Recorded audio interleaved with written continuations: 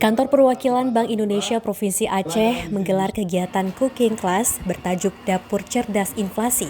Kegiatan berlangsung di Hoko Cafe, Banda Aceh, Senin pagi 10 November 2025. Kegiatan ini diikuti oleh puluhan anggota Dharma Wanita Persatuan Kota Banda Aceh. Program ini bertujuan mengedukasi masyarakat, khususnya ibu rumah tangga, agar menjadi konsumen cerdas di tengah fluktuasi harga bahan pokok. Dipandu oleh Chef Abdullah Hasan, para peserta belajar memasak udang tumis asam sunti, menu khas Aceh yang sederhana namun kaya cita rasa. Chef Abdullah juga membagikan tips memasak hemat dan praktis, seperti mengganti cabai segar dengan cabai bubuk saat harga melambung tinggi.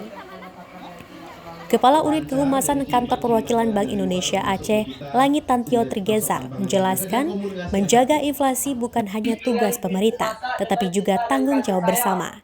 Ia menyebut 4 prinsip belanja bijak: membeli sesuai kebutuhan, membeli produk lokal, tidak mubazir, dan bertransaksi dengan cermat, termasuk menggunakan kris.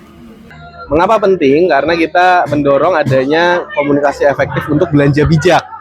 Nah, belanja bijak ini sangat dipengaruhi kan pastinya oleh ibu-ibu yang sehari-hari berada di dapur, ke pasar, dan berbelanja.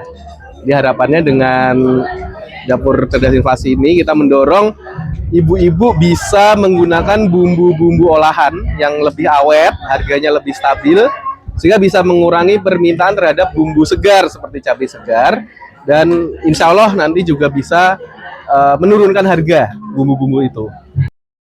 Sementara itu, Ketua Dharma Wanita Persatuan Kota Banda Aceh, Siti Hajar, mengapresiasi langkah Bank Indonesia Provinsi Aceh.